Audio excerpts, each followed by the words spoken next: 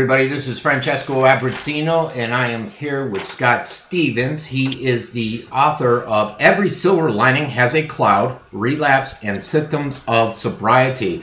And this book basically explores the new research into why 9 out of 10 people in sobriety relapse at least once. The book is a frequent Amazon bestseller, and it's earned recognition in the Indie Book Awards for 2013, the 2013 USA Best Books Award, and the 2013 Global Book Contest. So it looks like a successful book. What can you tell us a little bit about it, Scott? Well, Frankie, when we look at sobriety, a lot of people have this notion that if you just quit drinking, everything's going to be okay. But what a lot of alcoholics discover, and the families around them discover, is that oftentimes an alcoholic, whether he's a severe alcoholic or an alcohol abuser, once they stop drinking, for some unknown reason, we're all scratching our heads because they go back to alcoholism, or they go back to alcohol. They return to drinking, and the question is, why return to the misery after all you've gone through, whether it's legal or physical or emotional, family disorder? Why go back to the misery? And I'm alcoholic in recovery, and I've been through relapse several times myself. I had the same question: why am I doing this? Right. And there is a very good medical reason why people are going through relapse, why alcoholics are prone to it. It's a relapsing disease, and part of the reason is based on some new research that came to light about 2 years ago regarding the stress hormone cortisol in alcoholics. And even in recovery, even years after abstinence, the cortisol level, the level of stress hormone that naturally occurs in the body of alcoholics, is higher at a baseline than it is for the general population. So we're more uncomfortable at times, and when stress level increases, alcoholics and non-alcoholics drink for the same reason. It's to relieve stress. Right. And our stress level is higher to begin with. Add a little bit more stress onto it, and then our knee-jerk reaction is to be a jerk, and we go back to the alcohol. That's what we know. I'm curious, is it the same for drug abuse? I haven't done much looking into other drugs of choice, such as cocaine or opiates. However, with the alcoholic, that's where the studies are focusing on, is with alcoholism and people who have a chronic drinking problem. Okay. So what are some of the solutions that people can look to try to alleviate this? I know they go through, is it a 12-step program? For me personally, I'm involved in a 12-step program, as well as a couple of other types of recovery self-help groups. There isn't one silver bullet out there for everyone. The key is to engage yourself with other people in recovery, whether it's through a 12-step group or Women for Sobriety, Smart Recovery. There's several different self-help groups out there, but also with professional counseling. And what we look at with the research that goes into Every Silver Lining Has a Cloud is there are 4 key stressors that alcoholics bump into all the time, and that's grief, guilt, shame, and forgiveness. And what the book does is it looks at those 4 key areas, those 4 stressors, and gives the reader, whether it's the alcoholic or his family, a heads up to say, these are hot buttons. You know, when we talk about alcoholism, we usually say if you're hungry, angry, lonely, or tired, you're in a really bad lane heading toward relapse. But these other 4 key stressors are very important too. And what we do in the book is discuss ways to be aware of those situations, what they're doing to you biochemically with that cortisol, but also what they're doing to you emotionally, and how to confront those emotions in those situations in a more healthy way rather than going back to the alcohol. And the key thing I look at here is communication. Being open and honest. We need to talk about the things we don't talk about, and that's where self-help groups, counseling, etc., come in great handy with alcoholics in recovery. Well, let me ask you this: with the, I think you said cortisol, right? Cortisol.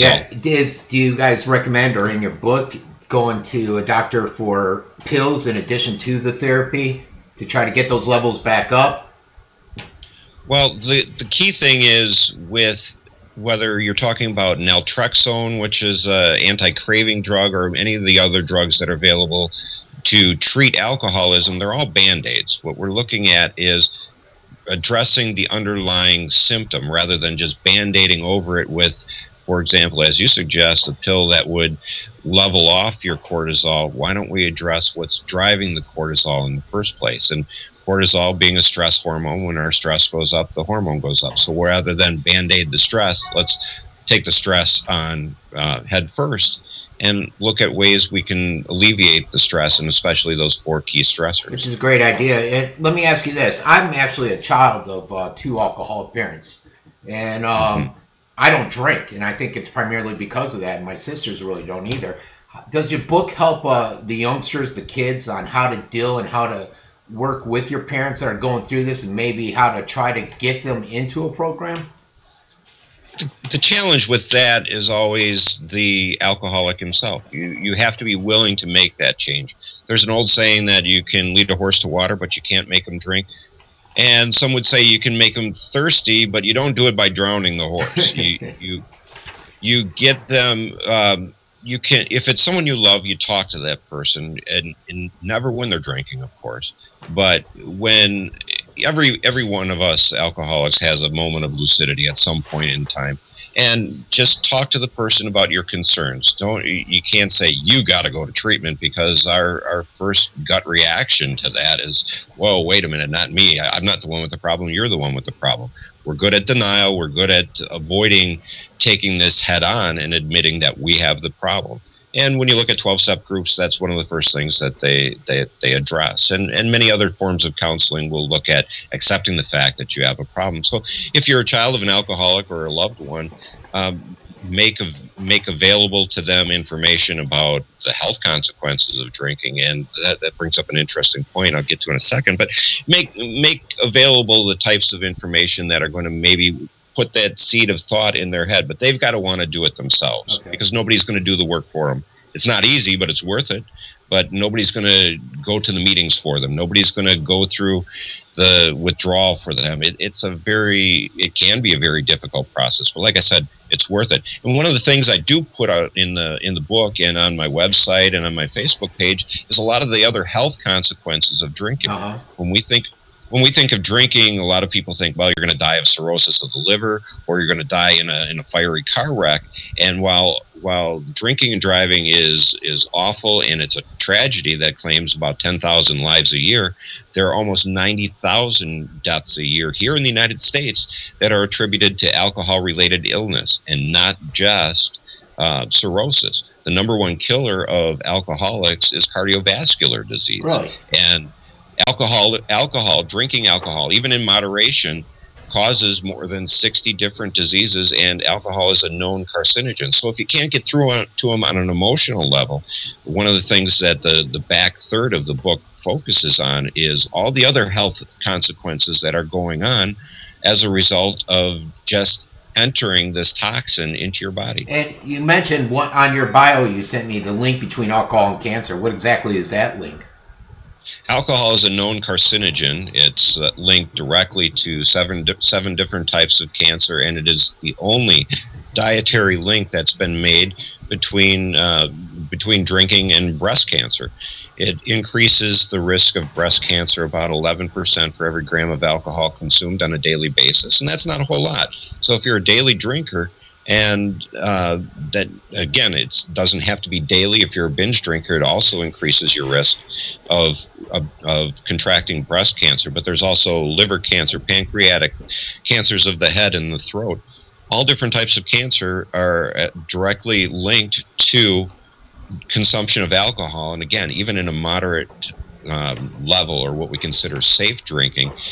When I did a report last year on Addiction Magazine study on alcohol as a carcinogen, oncologists say no amount is safe, and this is a known carcinogen. So I just posted a story the other day, in fact, on a recent study that reversed all these observational studies on the health benefits of alcohol, when in reality the evidence-based studies say there is no health benefit to alcohol. Any amount is going to lead to an increased risk of all these other diseases. So my idea isn't to run out and tackle everybody who's about to pick up a six-pack at the Winn-Dixie. It's, if you're going to pick it up, know what you're drinking. Right, and I don't know if you ever followed the Food Babe, but she was recently on Alex Jones, and she started this whole initiative on what are the ingredients in beer, because she's concerned that they're not actually revealing it out there, and what are they putting into it, which may lead to some of these issues you're talking about.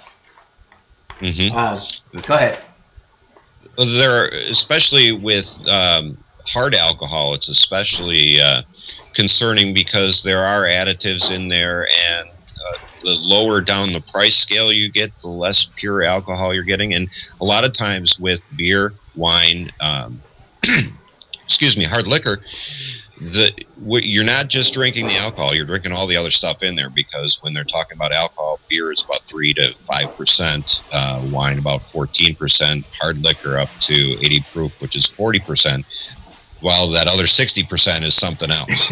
Interesting. Now, you say get treatment, and I believe the Alcoholics Anonymous and stuff like that, you don't really have to contribute any money. They ask you for contributions if you can.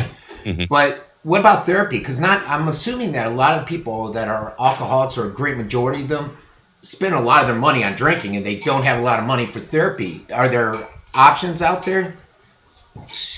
Well, when I first started working on my own recovery, my sponsor was fond of saying, well, you could afford 2 liters of Jack Daniels a day. I think you can afford to sit in front of a therapist for 50 minutes. And there is some truth to that, but I'll tell you, there's a great change afoot with the result of the Affordable Care Act, or also known as Obamacare, where mental health treatment, including addictions and alcoholism, are covered at a level called parity, not parity, parity with other types of surgical procedures. So those limits that people with insurance, and with under Obamacare, we're all supposed to have it, people with insurance can now seek out treatment alternatives through counseling, whether it's group counseling or one-on-one, and not keep bumping into this ceiling on, oh, your coverage, you don't have coverage for this, or your coverage has a 28-day limit or has a dollar limit. Now, under the Affordable Care Act, people have greater access through their insurance program to go in and seek out the treatment. So that excuse is gone. And that's great, because I know that was an issue where I have a friend that's paying about $150 a month to go see a therapist, and they said insurance doesn't cover it, but I didn't realize that about Obamacare. Yeah, that's new this year, and it is in effect now, and with all the insurance policies that offer or have to offer treatment for substance abuse, and that substance abuse treatment is treated at parity. Wow, interesting. All right, in any final remarks, what do you want to say that you hope that the individuals walk away with after reading your book? On your site too, do you have a blog on your site? Yes, That's I do. My website is Alcohologist, just like biologist, but alcohologist.com. I also have a Facebook page, and I have links to my blog, which is updated on a fairly regular basis, most often with the reporting that I do on alcohol and health, but also some snippets from Every Silver Lining Has a Cloud, some certain quotes and research that I came across in doing the book. And the key message here isn't just for the alcoholic or the alcoholic who's struggling with sobriety. It's also for the families around them. I've had a lot of good response to the book from the families of the alcoholics saying, now I know what's going on with this guy, or now I know what to look out for. So the message for every one of them, whether it's the alcoholic or the family, is you're not alone.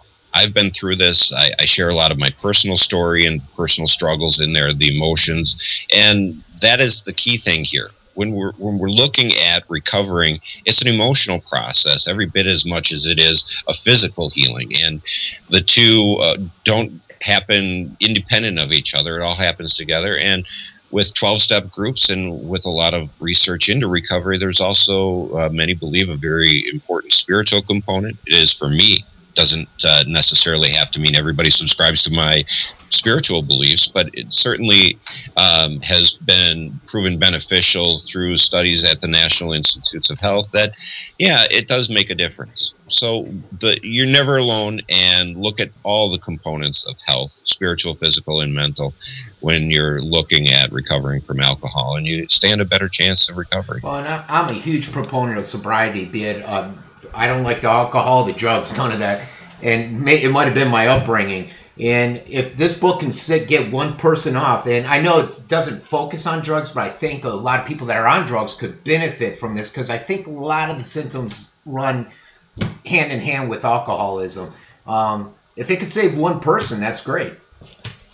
I think you're right, and I've heard from a lot of families, and I had one review on the book from an alcoholic who's been in recovery for 23 years, and he says this is the best book he's read on relapse. And if it helps a guy who's been sober 23 years to stay sober another day, I'm glad to hear it. But I'm also looking to reach out to other alcoholics who've struggled the same struggles I have and say, it doesn't have to be hard. Let's take steps and take a look at where we're heading with your sobriety and turn it into long-term recovery. Well, that's great.